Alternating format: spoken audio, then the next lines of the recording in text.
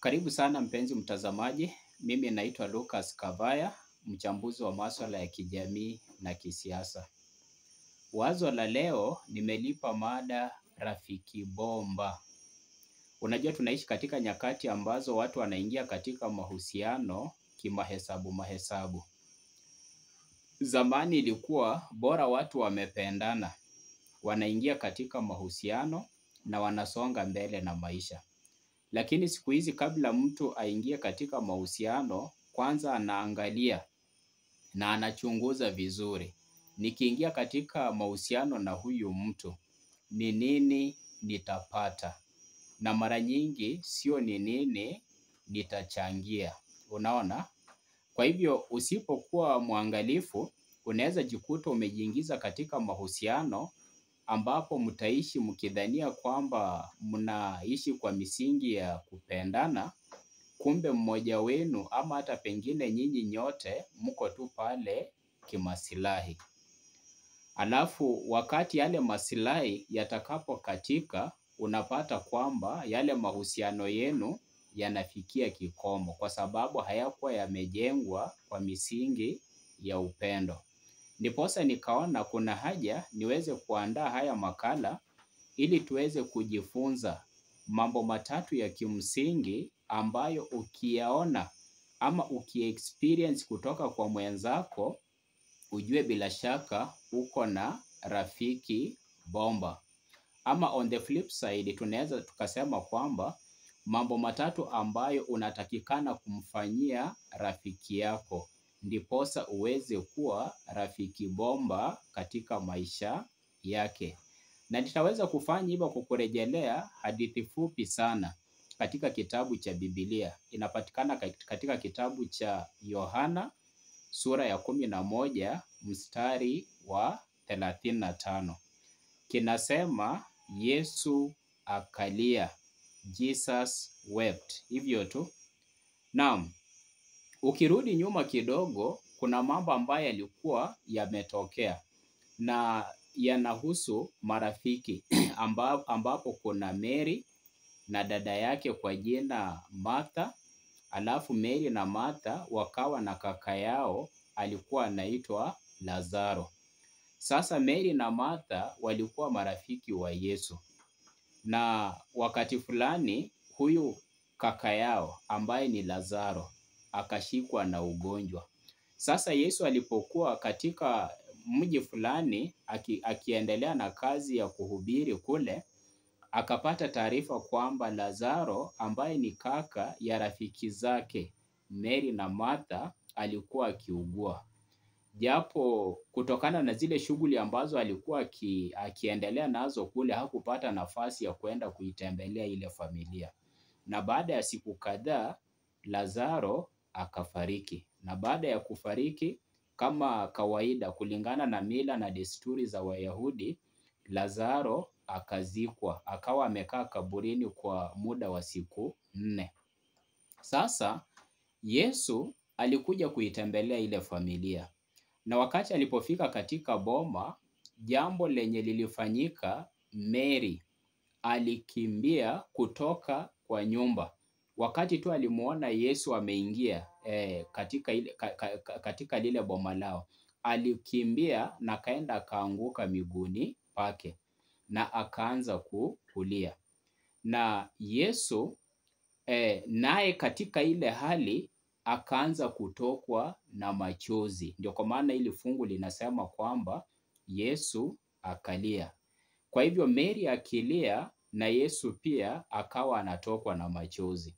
Na swali ambalo Yesu alimuuliza lilikuwa tu ni swali moja, kwamba mmemzika wapi Lazaro? Unaona, hata kabla ya kuambiwa na mtu yeyote kwamba Lazaro amefanya namna gani, amefariki, Yesu katika ufahamu wake akajua mara moja Lazaro mwenye alipata habari kwamba alikuwa akiugua amefanya namna gani, amefariki. Kwa hivyo nataka tuangalie hii story ama hii hadithi ya hawa wahusika na tuweze kujifunza mambo matatu ambayo tukiapply katika maisha yetu tutaweza kujenga urafiki ambao utakuwa ni urafiki wenye tija. Naam, jambo la kwanza kuna kitu kinaitwa concern. Concern ni tatizo linalomsibu mtu. Yaani mtu anaweza kuwa na jambo fulani ambalo linamfanya anakosa amani na furaha katika moyo wake.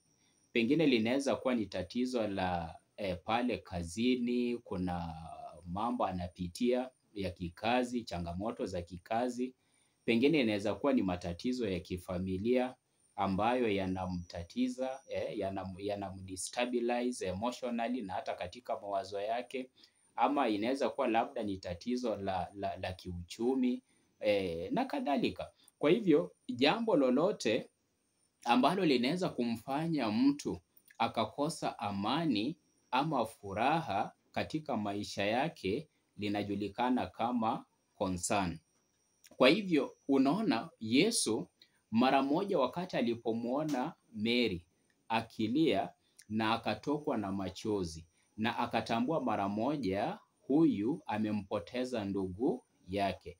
Kwa hivyo hiyo ni kumaanisha kwamba kumbe mkiwa katika mahusiano unatakikana uwe na uwezo wa kutambua wakati rafiki yako ako na tatizo. Hata kabla ya kukuambia. Unajua ukiwa rafiki ya mtu lazima usome behavior na tabia zake. Ujue huyu mtu akiwa katika hali nzuri huwa ana behave aje.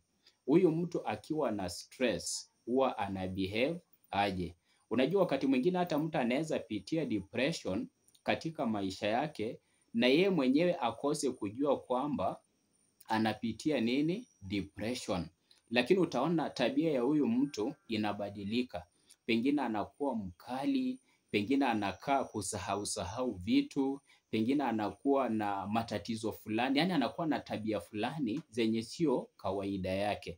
Kwa hivyo kama rafiki, unatakana ukuwe umesoma psychology ya mwenzako. Unajua huyu rafiki yangu, akiwa katika hali nzuri, huwa ana behave aje. Na akiwa na katika hali ya stress, huwa ana behave aje. Akiwa katika, yaani ukiwa na utambuzi kama huo, itakuwa ni rahisi kuweza kumsaidia. Na mkisaidiana katika njia kama ile katika mahusiano yenu, mtapata kwamba mtaweza kugrow na kuimarisha mahusiano yenu katika huo urafiki. Jambo la pili, kuna kitu ambacho kinajulikana kama compassion. Compassion. Unajua sasa compassion ni kuwa na hisia za ndani kuhusiana na lile tatizo ambalo linamsibu rafiki yako. Huku ukilenga kumsaidia atoke katika ile shida na arejelee katika hali yake ya kawaida. Unajua kuna kitu kinaitwa sympathy na kuna kitu kinaitwa empathy. Sympathy ni kumhurumia tu mtu, akiwoye, akipole. Lakini sasa hakuna kitu ambacho unafanya ama hakuna mechanism yenye una put in place ya kumsaidia huyu mtu kusolve yale matatizo ambayo anapitia. Hiyo ni sympathy ambayo haimsaidii mtu. Na kuna kitu kinaitwa empathy. Yaani empathy unaingia katika kiatu cha huyo mtu.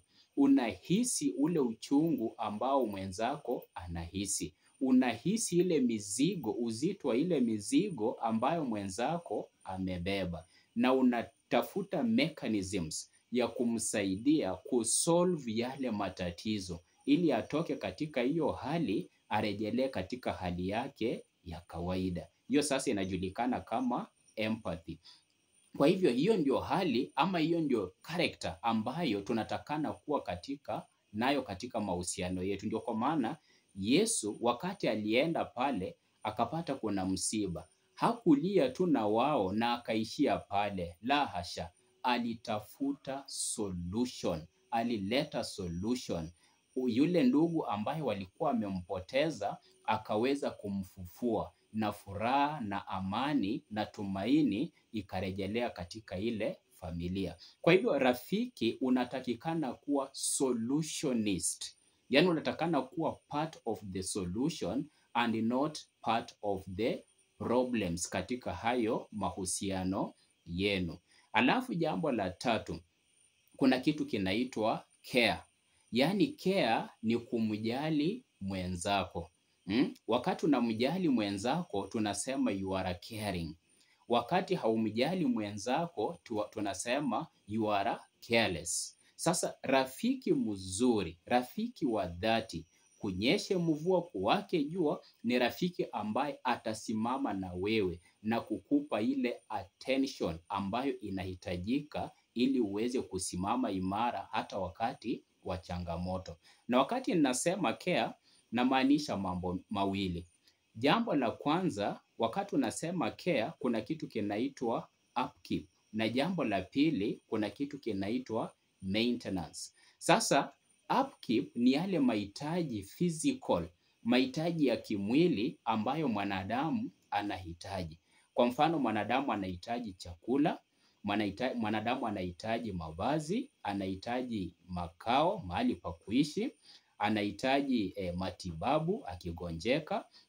Yaani kuna vile tu vitu physical vyenye mwanadamu anahitaji ili maisha yake yaweze kuwa comfortable. Kwa hivyo rafiki mwenye you are a caring partner, unatakana uhakikishe kwamba unajibidisha na unajituma kuhakikisha kwamba unatoa mchango utakaochangia kwamba hivi vitu physical material viweze kuwa available, ndiposa wewe na rafiki yako muweze kusaili katika hayo mahusiano bila kustrain zaidi.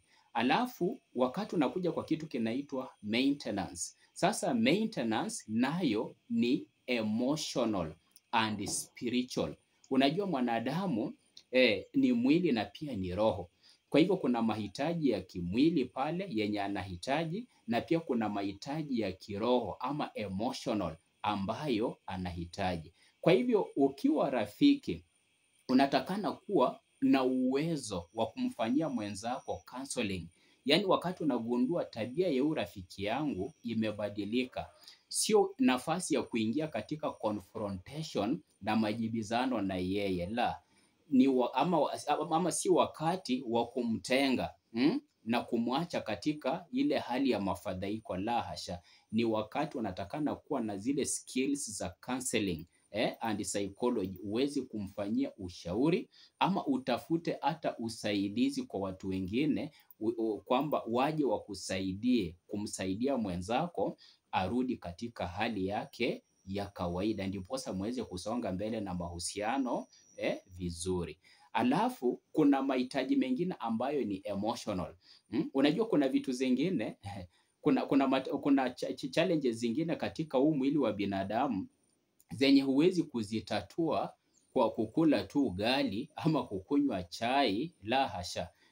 Kuna changamoto zingine ambazo zinahitaji emotional support. Kwa hivyo unahitaji kuwa pia na skills, unahitaji kuwa na ile hekima na maarifa ya kujua jinsi utamsaidia mwenzako even emotionally, ili aweze kuwa stable katika emotional cycles zake. Kwa hivyo ukishughulika na hayo mambo mawili, yani upkeep za mwenzako na pia maintenance za mwenzako, tutasema kwamba you are a caring partner. Na haya mambo matatu ukiyashughulikia katika mahusiano yako, yani ushughulikie concerns za mwenzako, ukue compassionate kwa mwenzako, alafu ukue a caring partner, utapata kwamba mahusiano yenu ama urafiki wenu utaweza kuwa ni urafiki wenye tija. Na sasa huo ndio tunaita rafiki bomba. Asante sana kwa kutenga muda wako kunisikiliza. Naomba uweze kubonyeza subscribe button pale chini na ulike, ili video zingine zitakapotoka uweze kuwa wa kwanza kuzipokea. Asante.